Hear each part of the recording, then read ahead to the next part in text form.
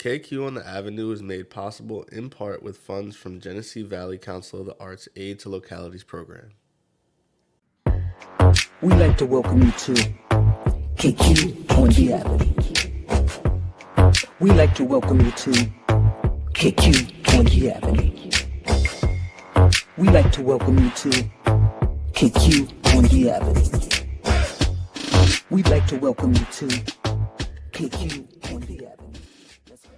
What's going on, everybody? Thank you guys so much for tuning in to episode 4 of KQ on the Avenue. KQ on the Avenue exists to uplift underrepresented voices in the arts and literature. Today, I'm super excited for this episode. We have a great writer with us today. So today I'll be introducing Jack Wolflink, who is a biracial Filipine writer who holds not only an MA in creative writing from Wilkes University, but also an MA in environmental geography from San Francisco State University, where he studied protest tactics, which I can't wait to talk about later. His short stories appear in Kinsman Quarterly, the Lighthouse Community Anthology, and Suspect. And you can find him online at Cubic Dystopias on Instagram. I don't know if there's Facebook or whatever, but either way, Jack Wolflink, everybody. Yeah. And Blue Sky. Jack Wolflink, everybody. Thank you. Thanks so much for being with us, man. Thanks for having me. Good. Yeah, it's been a chaotic couple of weeks for me. In Denver, we had the Lighthouse Literary Festival 2 weeks ago. Then I went to my first Ren Fair. And then this week was my last week on my current job. So next week I'm starting a new job. So been pretty busy, have not done much writing, to be honest, but also been pretty cool, like kind of turning over a new leaf on making connections. Well, man, maybe this episode will spark some writing for you or something like that too. You know, yeah. You never know. Yeah. Yeah, I gotta ask though. This is totally out of left field. Gotta ask. So, sure. Jack Wolflink, that's not just a stage name. That is because it's a great name for a writer. I just gotta.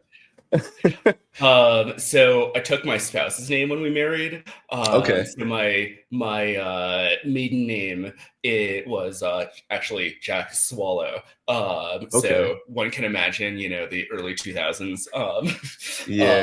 Certain movie came out. It was cool. I appreciate that, but I also like the name Wolflink. I love it. Switching up whose name comes from whom. And then she got it because her parents, their last names are Wolf and Flink. So they just welded them together rather than hyphenating. So it had a really good result. So I'll let him know. Oh man. So there's like this almost lineage in the family of just like doing a little bit different things like with the naming.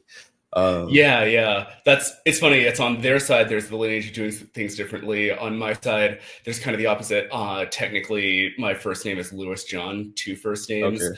So I'm the third because my dad is Junior and my grandpa is Louis John Senior. Yeah. On my dad's side, at least. So, kind of cool tradition of keeping it so the same that it's cool, and then doing it differently. That's also. Yeah. I love that. So, I love that. But yeah, like I said, that was like kind of out of left field question, but I would love for you to just kind of open us up with, I don't want to be the one to write your narrative. I would love for you to tell us, who you are, where you're from, kind of a bit about your background. So I grew up in DC. But like growing up in DC, I think has kind of a lot to do with how I write, and even how I kind of really didn't start out trying to be a writer. I kind of like when I was growing up, I dabbled in like stories and stuff, but like I wanted to be a paleontologist. So at one point, wanted to be a general. At one point, wanted to be then like kind of just wanted to do like I majored in international relations, so it's like, I could do government work. I took the Foreign Service exam, and did well on like the first test, but then there's a second test where they're like talk about how you worked on like crises, and I was an undergrad, and I was like, well, you know, there was this crisis of people stealing cutlery from the dining hall. That impressive to them. Yeah. But kind of like, but I felt like it was flexible. You know, I could do public service. I could do like other, like I could go into like corporate work if I wanted to, like just like trade type stuff. But ended up mostly doing government nonprofit work. But yeah, I think growing up in like Arlington, Virginia, really, so like inside the Beltway, right across there, is I feel like it's a really unique experience.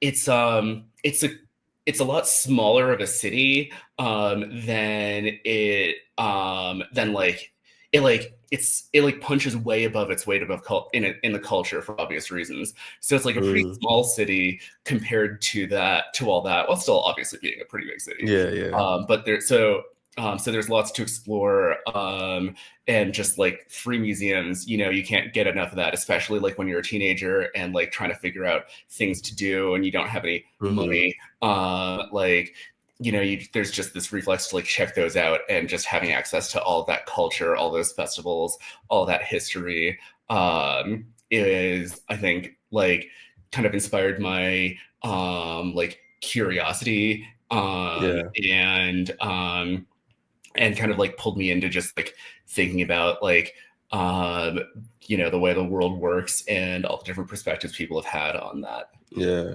So what would, because I know you said you didn't start out like, I want to be a writer. Like, what was like the kind of, I tend to ask people this all the time, but like, what was, if you had one, what was your kind of inciting, whether incident or like moment where you're like, you know, this is kind of the direction I want to go in? Yeah. I think it was, I mean, I feel like you're gonna get this, you've gotten this answer a lot, or gonna, definitely like the pandemic lockdown stuff. I actually started kind of pursuing it more seriously just before the pandemic. So my spouse, Elena, is a political science professor. So we were in California for 6 years while she got her PhD. But then after you get the PhD, you're kind of like hunting for a position, because I mean, as bad as the industry was at that time, you know, it's definitely getting better. So we were kind of rocketing back and forth to try to figure out like a permanent place for her. We found one here in Denver eventually, but just before the pandemic, we moved to like a really tiny town in Wisconsin. So, which was a little convenient for the pandemic, because that was kind of like, we were already quarantined because we didn't know anyone there. There weren't a lot of people there. I mean, there was like a small department and like, you know, yoga studio and stuff like that. And like, a farmer's market, but just like a pretty isolated place. So I was already kind of getting into writing after we had moved, just because it had always been a bit of a hobby. And so, yeah, so that's kind of like what started me down the path. Then, you know, we both did the Wilkes creative writing program. I think deciding to apply to that was like kind of tilting more and more. And I think kind of completing it is what really made me feel like I could really like make a go of this. Like I just learned so much and got so interested in like breaking things down, putting it back together, all of that process. And kind of had a sense of like, you know, having like some good instincts on that. Yeah, for sure. So myself. I love that, because you're like, you know, saying how like once you kind of finish that program, you also shout out to Wilkes alumni, by the way. I am also. Yeah. Do we have like a sign? Like we should tell them to get a sign. Yeah, we'll tell David. We just know each other. But I love that you got towards the end of that program and you're like, you know, I can make a go of this. And just having read a couple of your works, your work is beautiful, by the way. I just want to say that. But that kind of leads into my next question. So you talk about having a kind of irritation that fuels your art, and as a person right now, I kind of feel it in a similar way, in irritation in the world and stuff like that, and it's kind of also feeling my art. I would love to hear like kind of, you know, where that comes from, an example of that in your work, and we can get into your short story as well. So yeah. I think it's like, yeah, like I mean, maybe one could say this is like, you know, coming out of like being biracial when you're growing up, especially like in the DC area. There's not like a huge Filipino American community. There's like a bigger one like around Baltimore, and then there's like a lot like south, like in like real suburban Virginia, and even then it's like nothing compared to like, you know, moving to the Bay Area, like Daly City and everything.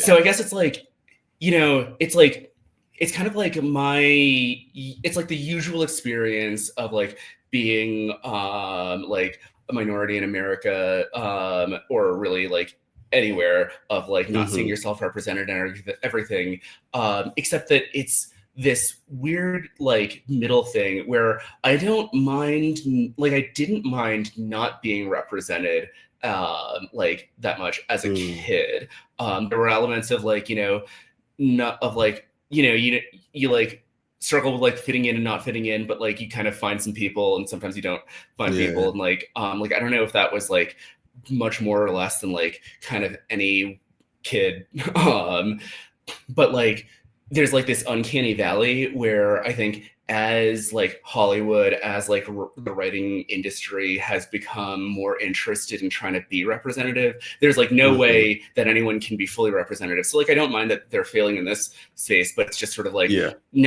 everything's not quite right. Like moving to the Bay Area, it was kind of a cool experience because, you know, we went to like all these Filipino restaurants and festivals and stuff, and everything was like not quite what I grew up with. It was like 80% there, and then there'd be a difference. I would know most of the menu, and there'd be a couple of things that I'd never encountered before. And like, you know, the Philippines is a really diverse place. I didn't grow up there either.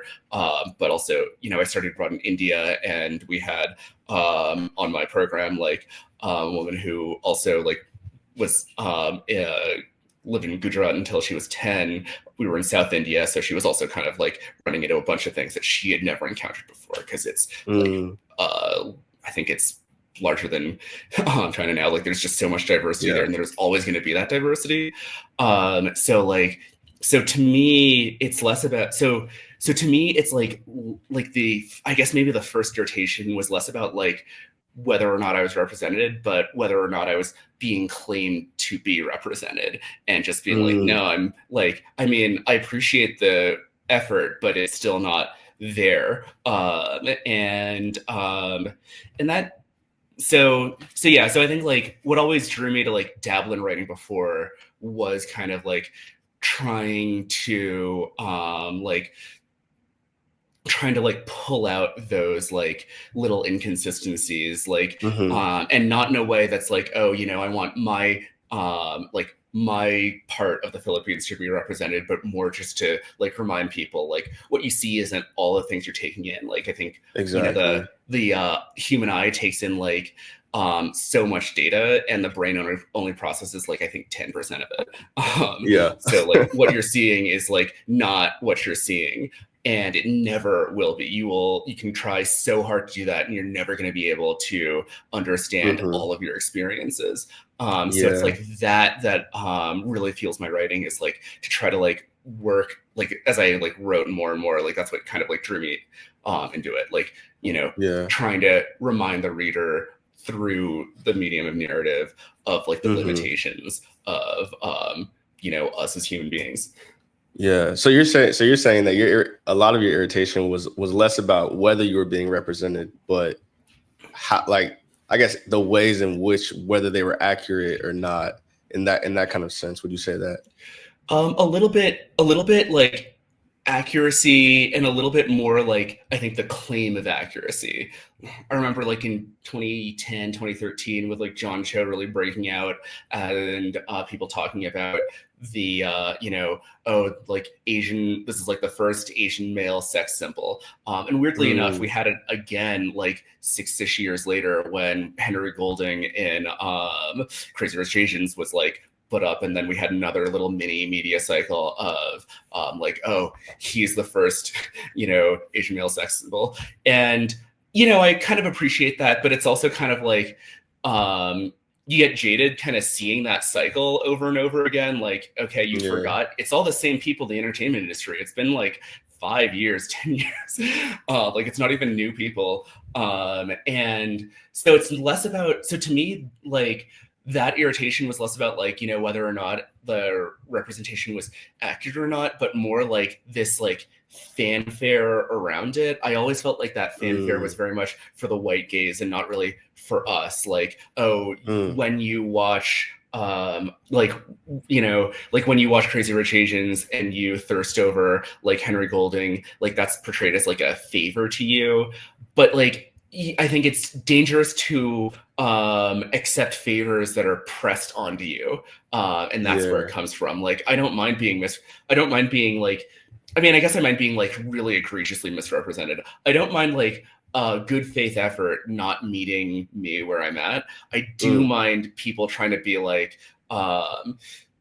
they like, well, we put in all this effort, we talked to all these cultural consultants, so you should feel represented. I'm like, I'm just like, oh, like, I'm glad you did that, you should do that, but it's my choice whether or not I feel represented. And it's fine if I don't, like, I'm gonna enjoy it.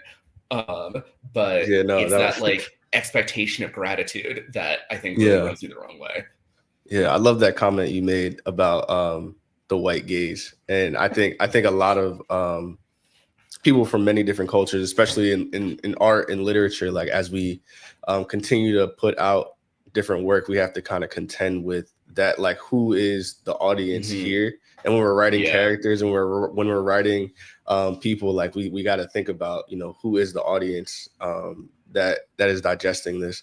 But one thing I loved about the story that you published in The Suspect, and I would love for you to say the title because I'm gonna butcher it.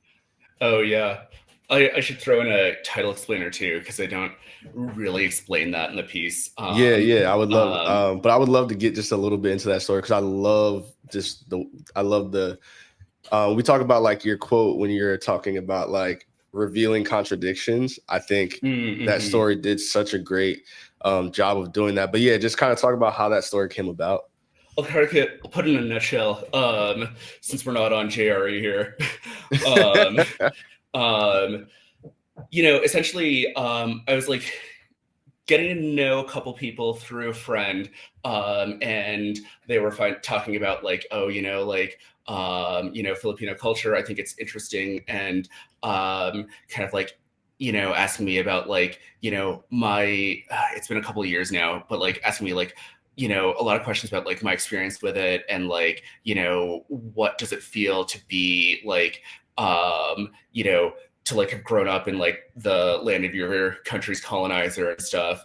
And and it wasn't so much that conversation was like so over the top, but like it's something that I see a lot of, where I'm just like, I mean, I think there are narratives around that, you can feel that, and I had some, you know, there are interesting aspects to that. Like I kind of grew up with like being patriotic simultaneously to both sides of the Philippine American War. Like, you know, I was like, you know, I kind of like believed, I definitely don't anymore, but I believed in like the idea of like a rich nation giving like a helping hand up to like developing nation. And I think that that should still happen, but I just don't know that we can trust those hands or ever could. Like it would be good if it happened. And I mean, to some extent it does happen, but you know, not as much as we tell ourselves. And then on the other hand, I, you know, grew up on stories of like all the American like war crimes and like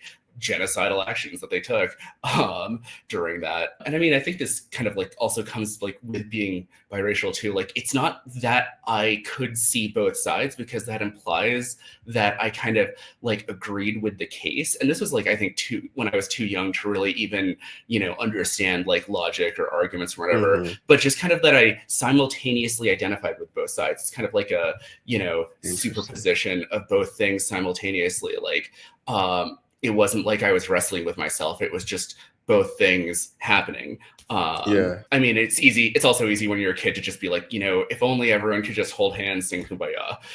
But can you just tell us the title of that story real quick? Oh, yeah. The story is in Suspect, singaporeunbound.org/suspect. And it's Tianguis. That's like it's an Aztec loanword in Tagalog, because of course, when the Philippines was first colonized, it was part of the viceroyalty of New Spain. So the governor of Mexico simultaneously governed the Philippines until eventually, that got too much and they split it up.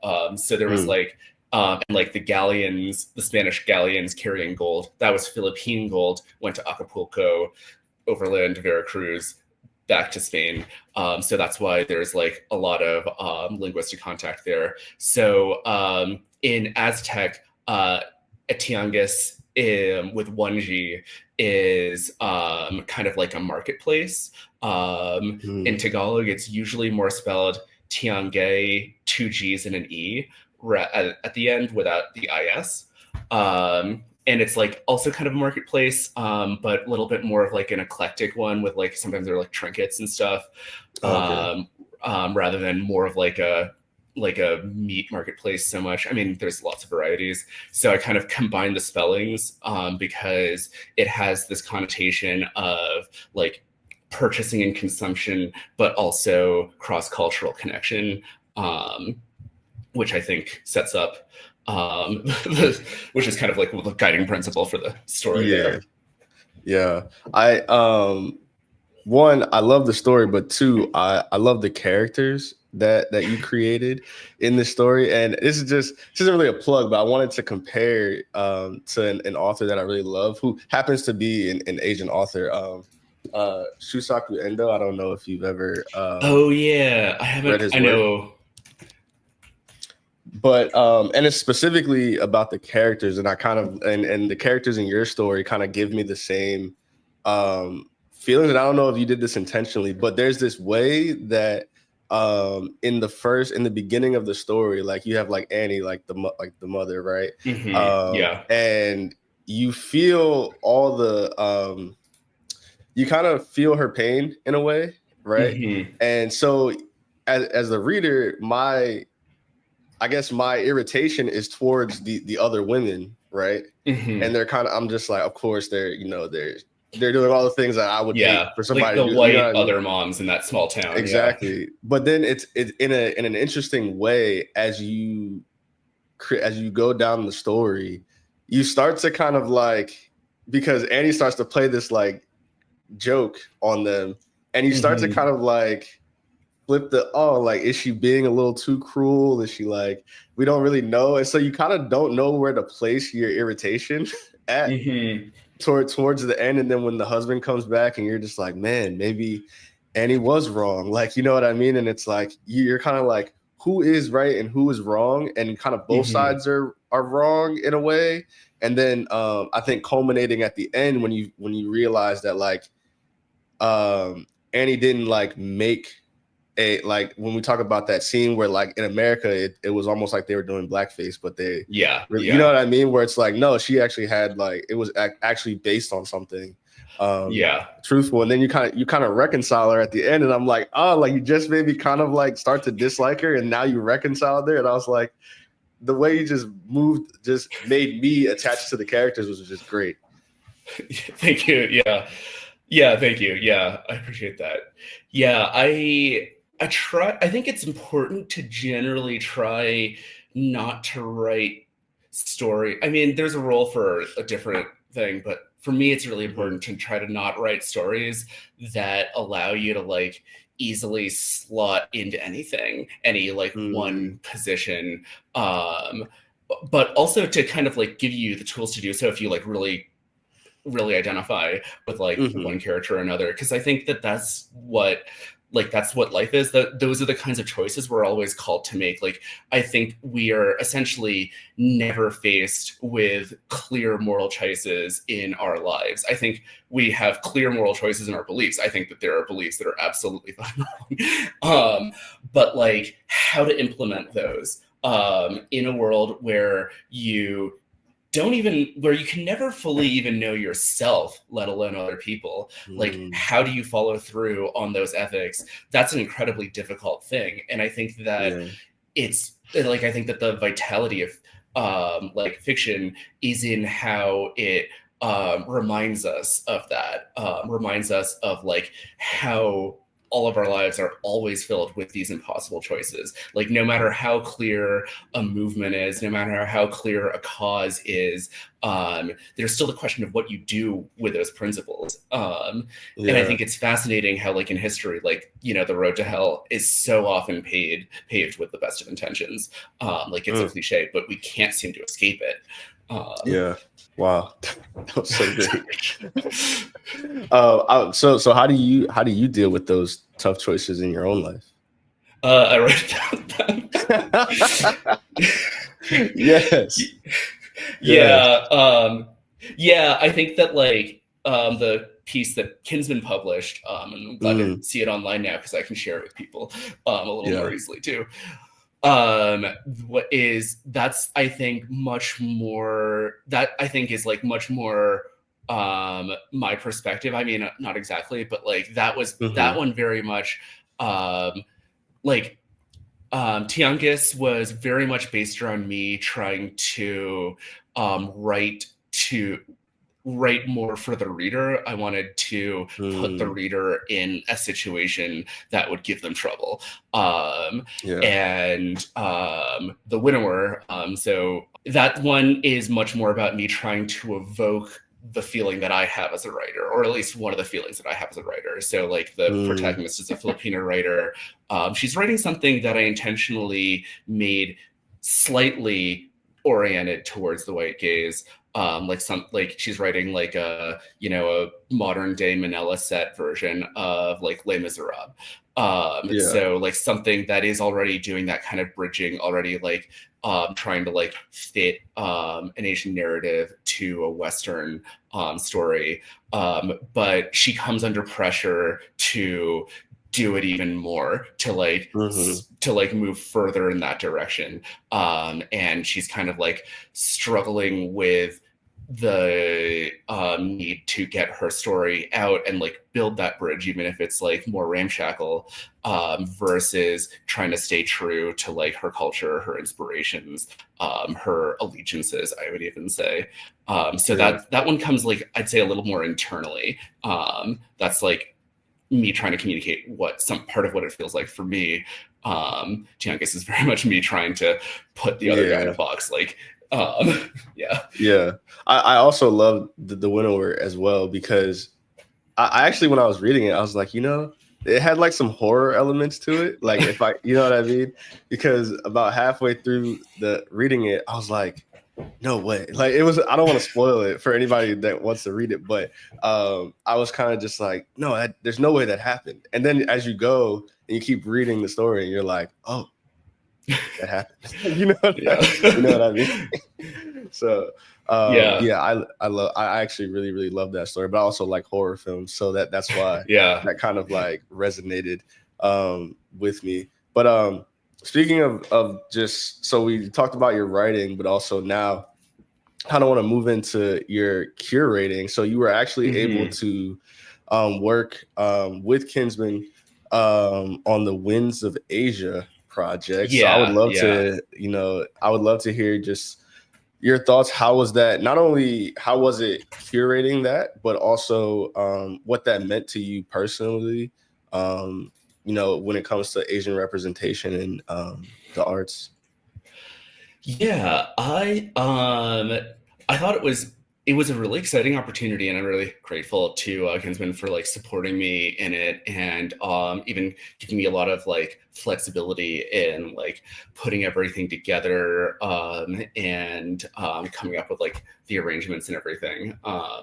So it's a collection of 34 stories, essays, and poems. We did a global solicitation across like all Asian writers, Asian diaspora writers. It is in English. almost entirely. So there's like obviously a limitation there, but it's kind of a collection, Kinsman's first collection, oriented towards stories from Asia and Asia's cultural heritage. It'll be pretty substantial with, I think, 34 things. And I've arranged it around kind of 4 draft sections, kind of hitting on some of the themes here. So we have family, self, place, and gender as kind of the sections, giving a little more structure to the collection. So it's really exciting. I mixed together fiction and poetry, trying to make sure all the pieces flow and are in conversation with each other to give this snapshot of up and coming Asian writers, and I would say up and coming like Asian literary thinking. Because the thing that was really important to me for volunteering and joining Kinsman for this was that the thing I was talking about earlier of like single stories and like largely accurate representations. So I think it's really great to be able to have something that shows both commonalities and differences, and sometimes irreconcilable differences between different Asian writers. Like how they talk about universal themes from their own perspectives, how there are themes that are unique to it, how some of those can be opposed to each other, to just like really get that variety, that motion, that sense of really like fecundity. I would say like it's not just this static picture that I would say like so often tries to reduce Asian culture to. So you get like all the dynamics of different Asian cultures, the commonality, but also the specificity of each different culture as well. Yeah, exactly. Like in family, for instance, we have people that are trying to preserve their family heritage, people who are trying to escape from their family heritage, creation, destruction, all of these things, for instance. No, that's awesome. And so like for you as an Asian American, but also a writer, how was it just personally going through these works and putting this together? How did you feel? Well, it's a lot of fun in retrospect. I would say editing is definitely a lift, but also it's a great experience. I mean, certainly, reading through like 220 selections takes some time. But I would say it's definitely really rewarding. After I recovered from the late nights, I would say like it was a wonderful experience. It was really great because of Kinsman's global reach, really ensuring that we had all of these different kinds of voices. So we have like voices from the Chinese diaspora in Southeast Asia, which has its own particular cultural heritage, in North America, which is actually also a different stream of Chinese heritage, and from mainland China, which of course is an entirely different experience just of being Chinese than any of these other things. Plus we have, we got a lot of Filipinos, which I'm always like, feeling good about. We got a lot of writers from India, Vietnam, Indonesia, Pakistan, That's so awesome. Korea, Laos. Was really cool to get that heritage in, because I think that some of the smaller countries tend to get forgotten about in the conversation because of sort of like the more direct history that people think about when they think about like Asia and Southeast Asia. That's so awesome. I just love the diversity of all the different countries that are involved.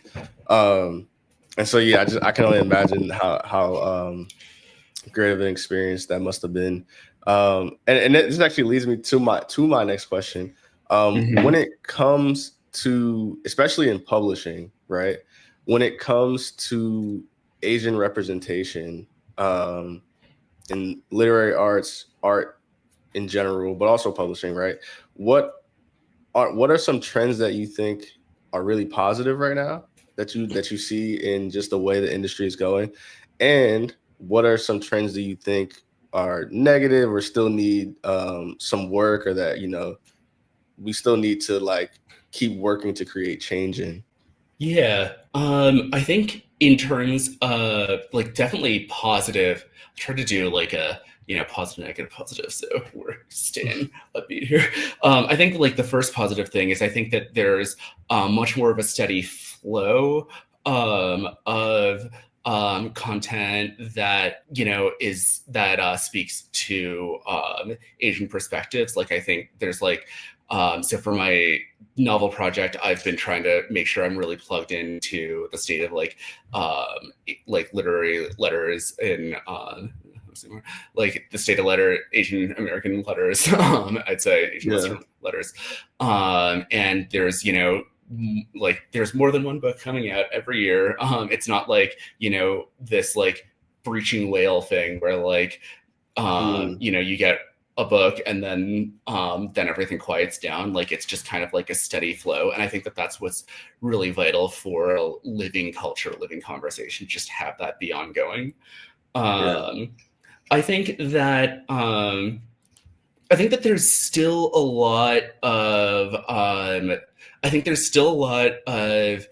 influence. I mean, like, we talk about, I'm sure we've talked about, we all talk about how, publications are diversifying a lot, but staffing is still like really heavily like white.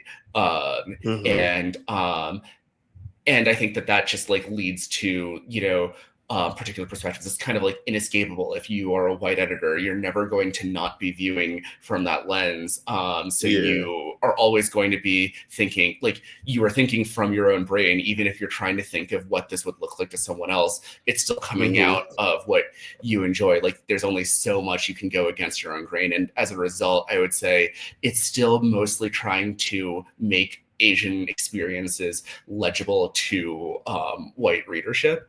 And I think that that makes a lot of mistakes, because if you're trying to represent something to an existing audience, you have to be putting it in terms that that audience has already encountered.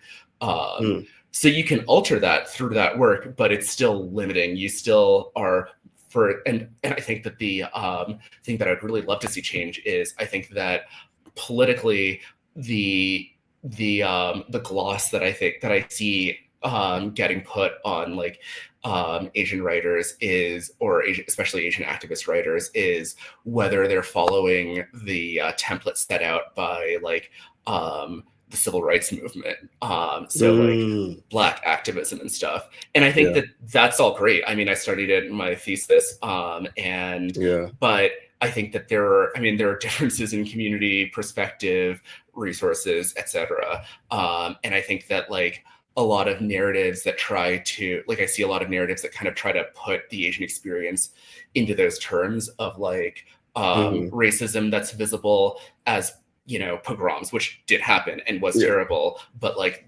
there are shifts in how that happens. There's, I think, an overfocus on the model minority experience as like a direct form of racism, and I think that happens, but there are other ways that racism or even stereotyping, other forms take that don't fit into like the model of direct bigotry. I think that there's like a more systematic thing that happens, which I'm trying to evoke, of course.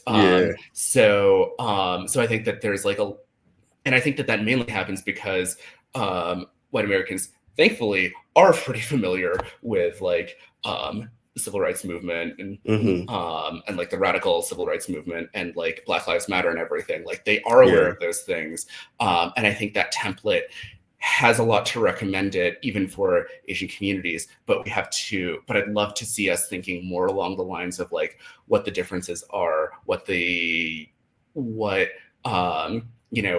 how we how it can be impacted equally badly by completely different mechanisms, or even not necessarily even equally badly, but just like I think there are different mechanisms at place, and we're really only looking at the set that's familiar to us. Yeah, exactly. It's like and I can catch flack for this, and if I do, it's fine. But we can delete this out. Exactly. Yeah, but it's like after 2020, right, and COVID, we got the most popular term in the publishing world, BIPOC, right? And like they created this term, like this acronym. But my biggest thing with that in publishing was that, okay, we're basically, like you're saying, we have this set kind of way of looking at underrepresented writers, and we just let's group everyone together, right? But in doing so, we kind of ignore the individual experiences that each group actually has, and so we kind of lose the representation in a way, because we're like, oh, like, share with us all of your bigotry stories that you could possibly tell us, right? And it's like, well, we're all way more than just that part of us, you know what I mean? And each group is different, and so I've always kind of like, which I've understood why we use the term, right? Because it's like, just trying to make sure everybody gets represented. But at the same time, there is this kind of sense that we kind of lost the individuality between the different underrepresented groups. I don't know if you don't have to agree with me, but that's something that I think about a lot. Yeah, I think that, I mean, this is where I think the culprit really comes in to like be this whole mass social media thing.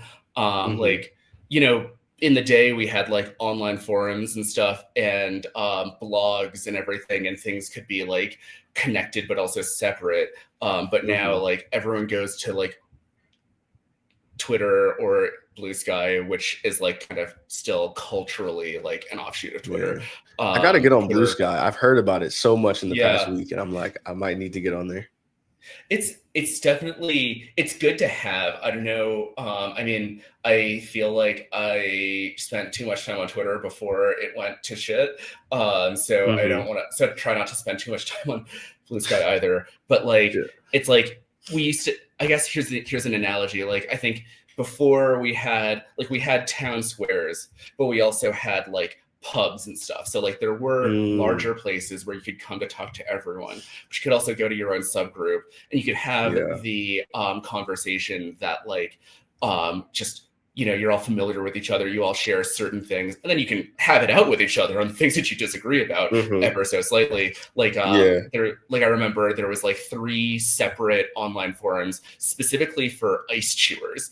So like there were 3 different identities of people who like to chew ice, and like there were beefs between them. But now we don't even have like, it's not even just that like all the ice chewers are together on forum. They're here on Twitter with like the Nazis and the furries and the board gamers and the journalists, and the ice chewers are all right there, cheek by jowl. It's only the public square. So I think that there's this lost art of like, code switching, because you just online, you just don't have a space to code switch. So you can come up with a term like I think BIPOC does really well when you are speaking outwardly or speaking quickly. Like you have to have jargon. You can't just say, I mean, I try, as I think everyone will tell, to say everything at once, but like you can't do that. You're writing a title for like a conference proposal. You have to put a word there. You can't put 10 words in there. But then everything gets posted on Twitter. So then everything is always a communication to everyone. And that means you can't have these shortcuts for like your own community. You're always speaking in the town square. And thus, so like you have to deploy BIPOC even in places where it's inappropriate. And I think that just kind of like sands down a lot of our ability to like engage with each other. Yeah, that's so good. You're dropping gems right now, man. No, I love that. And a lot of what I think about is just how we as writers, but also, being a part of what I would consider the greater publishing industry and of that nature, right? Like how we use our platforms with words to, and we say this a lot actually, with Kinsman, that artists are actually like they use their work to protest, to and things of that nature, right? And so This is where I would love to get into you being studying protest tactics. How does one even get into that? But also, yeah, start with how do you even get into protest tactics? I think a little bit of it was like just starting a master's in like any kind of social studies field during the start of Black Lives Matter. I think kind of, it's going to draw you into it to some extent. So I was doing a environmental geography program at San Francisco State. And originally I was thinking more about like transportation policy and how that has political effects, like, but I didn't have enough, I would say, GIS skills to like, I think, program that analysis. And at the same time, too, I think Black Lives Matter was really innovating in how it used like physical space to send messages, which is what I was looking at with transportation policy. Like, can we physically change the spaces in which we live and interact in order to change the way we interact? So of course, largely, BLM wasn't building things or like changing like the built environment in a permanent basis, but they were temporarily, through different kinds of tactics, changing people's experience of the existing space. So I was looking at like highway occupations, highway blockages, die-ins, and restaurant protests where they would like interrupt restaurants in gentrifying neighborhoods, and how those were serving to reconnect the places where they're choosing the protests, to histories, and trying to make those events seem visible. And because it's a live event, it sort of forces onlookers to evaluate their own reaction to that in real time. You can't like watch a video. They're not watching a video of it, having their reaction, but then regaining composure and then presenting whatever face they choose to present. They kind of have to make that choice immediately. They have to decide what they feel immediately. And also how that sort of forced, even in photography and media coverage, the implications of that protest to be covered by the media. And so, I did interviews, I attended marches, I did a lot of like reading into the theory of it to kind of describe how this all works. I would love to get your, because right now we have well, I don't know, I'm not sure if it even has stopped yet or not. I haven't, because I don't watch like the news like consistently, but with the protests and stuff going on in Los Angeles recently over immigration policy and all different, which there's so much going on in our country right now. But I would love to get from your perspective, right, especially with that background, how are you viewing everything that's going on in LA and just with this new administration? LA and beyond, although it seems like there hasn't been so much in Denver, but I mean they did. I mean they're active everywhere, but it hasn't been. I mean I'm not sure if you're familiar with the Lehigh Valley in Pennsylvania. A little bit, But in Bethlehem, I mean there were thousands. I think it was a week or so ago. There were thousands of people out protesting, and it was wild. But let me know it. I'll caveat this with this has honestly been a little too depressing for me to keep up with either. I'm trying to like allocate my energy and not doom scroll and stuff. But I'd say that like this is a little bit of a different situation because in a way, like it's I would say it's like the Trump administration that's actually trying to make this into a spectacle rather than the protests. So like for BLM, they're trying to force the media to talk about something it doesn't want to talk about. They're trying to like elevate like these victims of police violence and the cover-ups that the police do into the public consciousness. Yeah.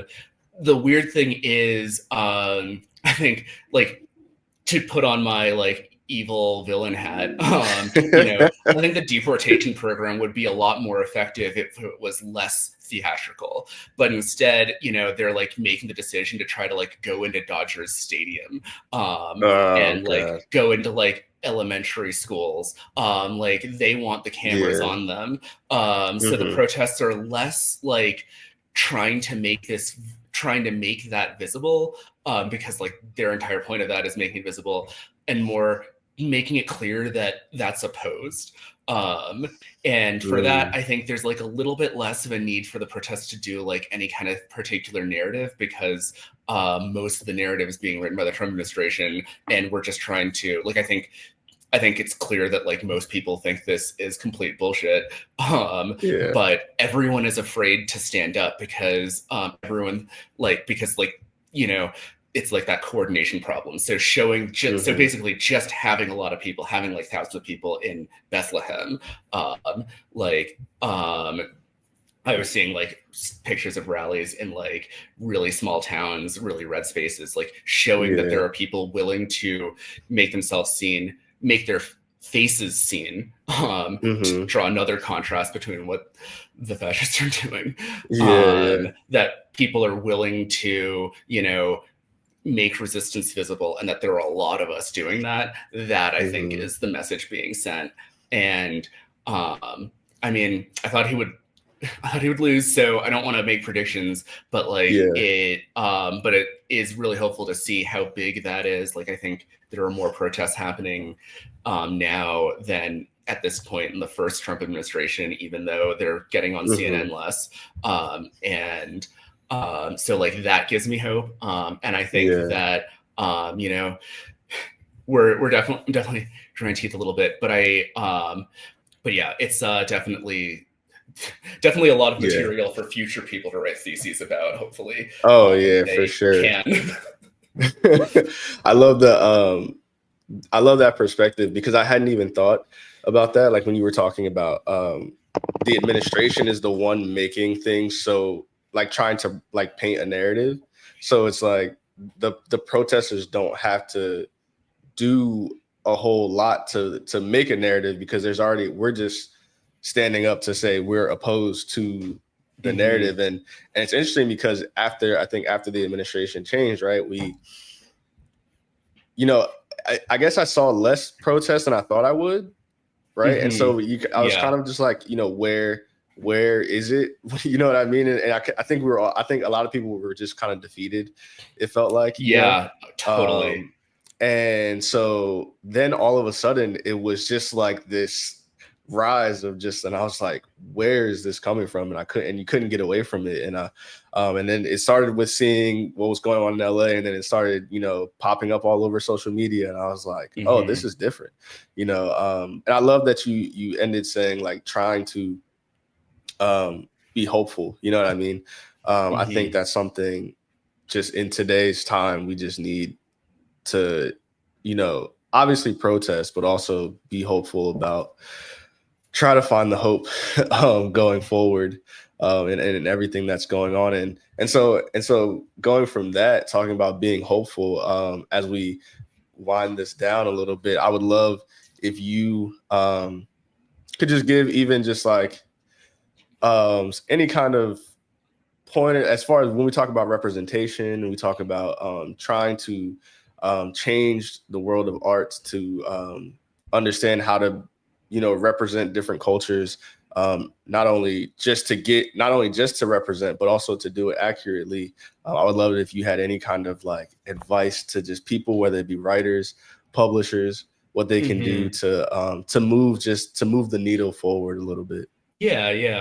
I'd say for publishers, I feel like take more risks. I think I think, you know, with the market as it is, everyone that, you know, everyone's trying to like find like reliable income, and like that makes sense in like a business survival sense. But I feel like more should roll the dice and, you know, risk maybe even going under. I mean, not that like one book would do that, but like, you know, risk non-profitability, risk like taking a loss on things rather than trying to find the thing that'll match it, because match like what people are going to buy. Because, you know, if you think about how like capitalism works, like it's like all about like over accelerating every like little trend. So like, you know, you get some romantasy that's successful, and then suddenly everyone's doing romantasy. You get like one like hot hockey like thing, and then everyone is trying to like tripping over themselves to like publish hockey stuff. And I think similarly with writers, I like these background contests like Winds of Asia because it allows writers to like write what they're focusing on. I think that as a writer, there's like the temptation to write something to meet like a contest criterion or something like that. And I think like, you know, themed things are really fun too, and they're nice when you have something that matches.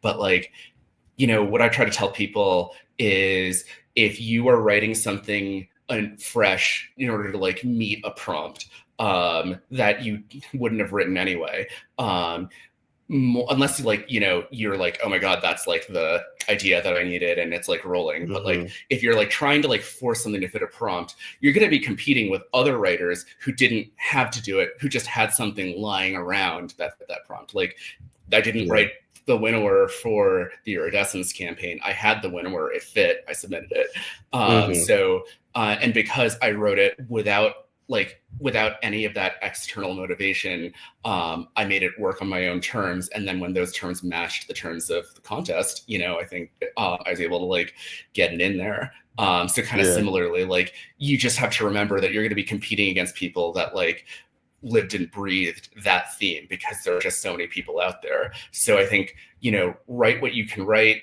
and kind of like try to keep your head out of the noise while you're writing at least, and then pop up and see what fits where, rather than trying to like overthink the narrative or whatever. Kind of run with myself, since my novel is kind of a commentary on the narrative, so I had to think about it to some extent, but also like it's like a balance to strike in that sense. But with my short stories, like those were entirely based on, you know, what I wanted to write, and a lot easier than trying to like see what else I can fit in. No, that's great. That is great advice. And as far as like publishers go, and again, this is one of my favorite things about just like the Winds of Asia, but also I think it's so important that the writers see people on the masthead of the places they're submitting, right? That represent them. You know what I mean? Like if I'm submitting to a contest and I see nobody, the judge doesn't look like me, nobody on the team looks like me, I'm automatically like, okay, so I'm about to spend this reading fee. I'm going to, you know what I mean? There's already the hope of any chance of winning kind of goes out of my head. And so I think that for publishers to, and this is why I said the Winds of Asia, I can only imagine what it might have felt like for someone with an Asian background who's like, okay, somebody understands, someone that I know is at least going to give my work a good eye. I think that probably means the world. Yeah, absolutely. Yeah. And I'm excited to see like the impressiveness of the people that submitted was really cool, and I think that helps too. You know, it's great to like have Kinsman be part of their story of I hope, you know, smashing success, and to be part of their ladder as well. And that's coming fall time. We're looking at like, I think we're still looking at November of this year. So I'm hoping to do that. So the Winds of Asia hopefully being available in the fall of this year. And Jack, we just thank you so much for being here today. Thank you for your input, your perspective. Can't wait to work more with you. later. Yeah, absolutely. Thanks for having me on.